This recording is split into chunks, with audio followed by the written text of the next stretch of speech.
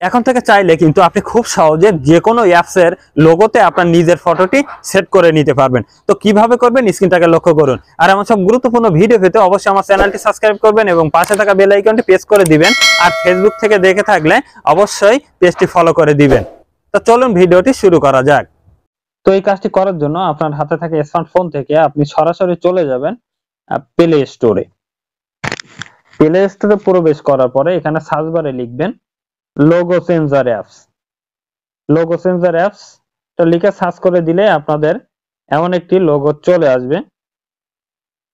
আপনারা এই লোগোটি দেখে ইনস্টল করে নেবেন। এই লোগোটি দেখে আপনারা ইনস্টল করে নেবেন। তো আমি আগে থেকে সময় বাঁচানোর জন্য ইনস্টল করে রাখছি। জাস্ট আপনারা ওপেনে ট্যাপ করে দিবেন। ওপেনে ট্যাপ করে দেওয়ার পরে আপনাদের এমন একটি ইন্টারফেস চলে আসবে। চলে আসার পরে আপনারা এখানে দেখতে পাচ্ছেন বিভিন্ন অ্যাপস এর লোগো। এই লোগোতে আপনি কিন্তু আপনার নিজের ফটোটি সেট করতে পারবেন। তো লোগোটি কিভাবে সেট করবেন, যে অ্যাপসে আপনি সেট করতে চাচ্ছেন সেই অ্যাপসের উপরে আপনি ক্লিক করে দিবেন। তো আপনারা দেখেন এই যে ক্যালকুলেটর, জাস্ট আমি এই অ্যাপসটির লোগোতে এই অ্যাপসটিতে আমার নিজের ফটোটি সেট করব। এই জন্য আমি অ্যাপসের উপরে ক্লিক করে দিব।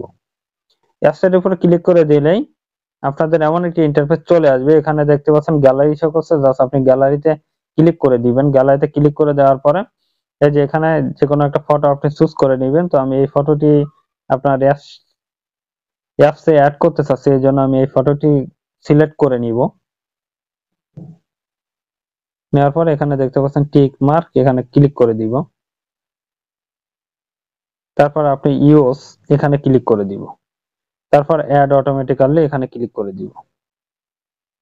এই যে এখানে দেখতে পাচ্ছেন ক্যালকুলেটর,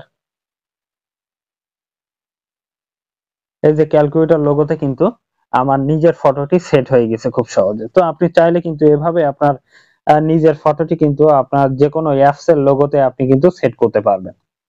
তো এই ছিল আজকের মতো ভিডিও। ভিডিওটি ভালো লাগলে অবশ্যই লাইক কমেন্ট শেয়ার করতে ভুলবেন না। আর নিত্য নতুন ভিডিও পেতে আমাদের সাথেই থাকুন। ধন্যবাদ।